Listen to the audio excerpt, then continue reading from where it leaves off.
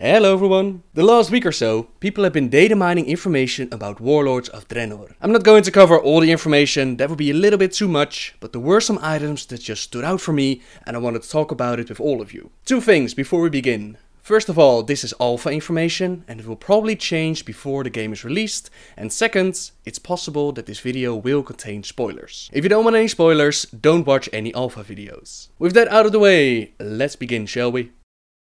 Alrighty, first off, Blizzard themselves, they released a huge list with alpha notes and they did this to give more context to the information that would be data mined. They wanted to strike first before people would speculate, so they made up their own list and already a couple of changes announced. For example, in the final boss interview, which I'll link in the description, they said that Death Knights will most likely get to keep their army of the dead. So it's not just for the Blood Death Knight spec anymore. They also said that they'll improve the army by giving you a couple of ghouls instantly, so you don't have to wait for those ghouls to spawn as you start the cast, you instantly get a couple of them and then you can finish off the spell. Avenging Wrath will still only be for Retribution Paladins, but they were talking about keeping the wings for all the specs. This will most likely be just a cosmetic change, but still it's very nice that they keep the iconic wings of the Paladin, that they're going to stay.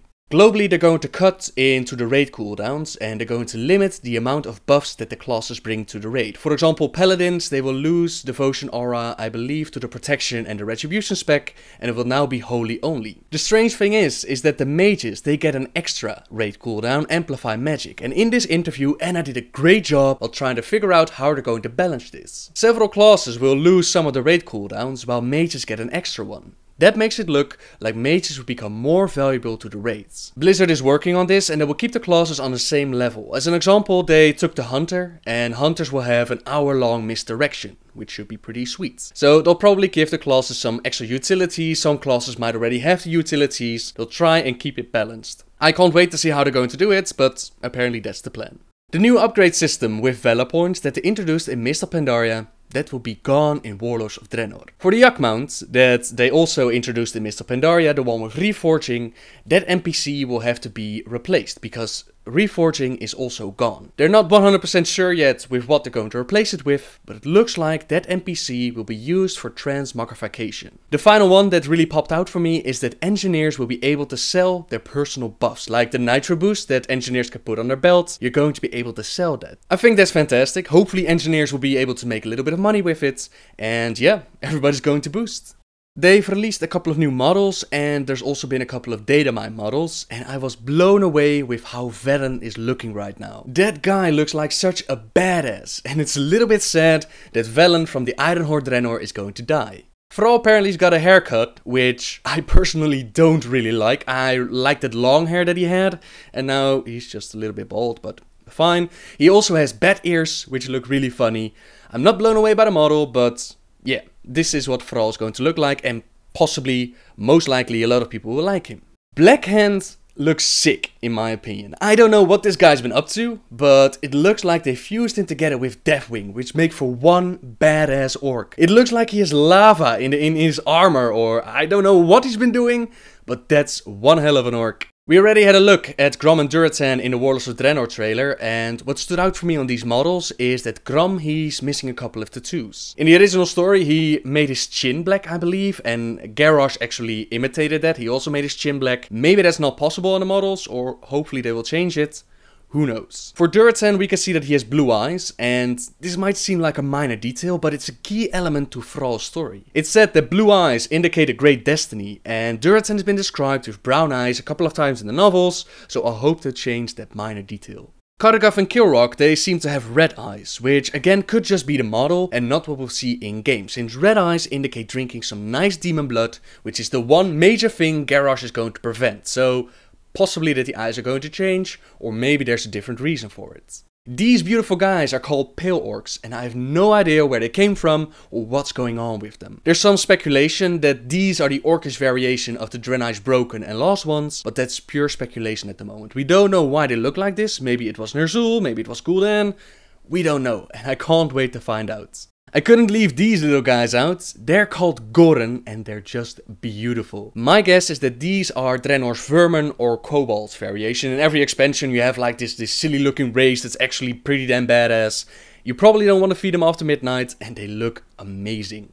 For the story section, there have been a couple of conversations, some data mined rare spawns, bits and pieces of the puzzle that I've tried to put together. Please don't forget that this is my interpretation of the information and it will probably not be 100% accurate. What we already know was that the Iron Horde is going to invade our reality, our timeline, by using the original Dark Portal. The portal is going to turn red, they're coming in, and Nethergard Keep is not going to hold them. This keep was built by the stonemasons in Order of the Alliance after the first Horde invasion to keep an eye on the portal. Apparently having a portal open for so many years has made the keep relaxed and the Iron Horde takes it all. We also know that Upper Blackrock Spire is getting a revamp. It's getting a heroic mode, it's going to be upgraded to the current Warlords of Draenor level, so my guess is that those initial forces, they will head over to UBRS, hold position, maybe get a couple of Blackrock orcs in there and have a party. Just like in the novel Beyond the Dark Portal, we're going to come in, going to kick some serious orc butt. We're going to enter the portal, we're going to chase Garrosh, we're going to stop this Iron Horde from invading our Azeroth. I couldn't find the details as to how exactly we go there, but we do know that Khadgar is going to join us. Now I could have sworn that at BlizzCon they announced him to be an Alliance hero, but the conversations, they show him dealing with both sides, and yeah, he's again a neutral hero. Khadgar is also attacked by Iron Horde Garona, which is pretty damn interesting. Our Garona has a pretty messed up background. She's an Orc Draenei hybrid,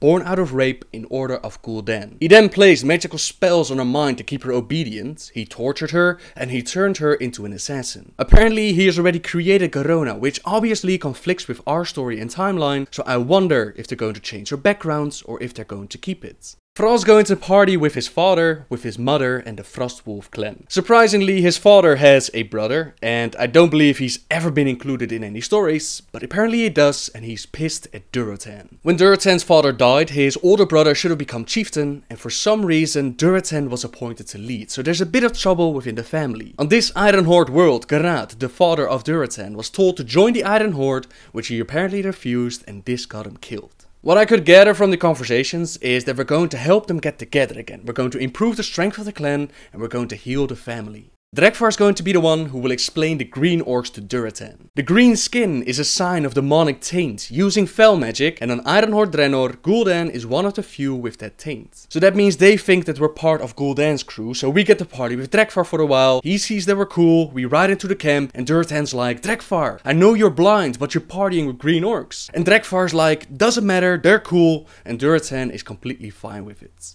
Orgrim Doomhammer from our time used to be Durotan's best friend, but on Iron Horde Draenor, he decided to team up with the Iron Horde. At BlizzCon they already announced that Durotan was going to feel betrayed and that Doomhammer will have a part in the story, just not as one of the warlords. As it turns out, Doomhammer has joined the Iron Horde. He's been attacking Durotan's people and is receiving some dreams where he sees us as bringers of doom. In his dreams, we burn the planet, we destroy the orcs, so he made it his mission to kill us before we kill them. This sounds really similar to how our Kil'jaeden manipulated the orcs into killing the Draenei, and I can't wait to see more details. I wanna know if Kil'jaeden is behind this, if Gul'dan is perhaps manipulating him, who's sending him these dreams, are we gonna get Doomhammer in our crew?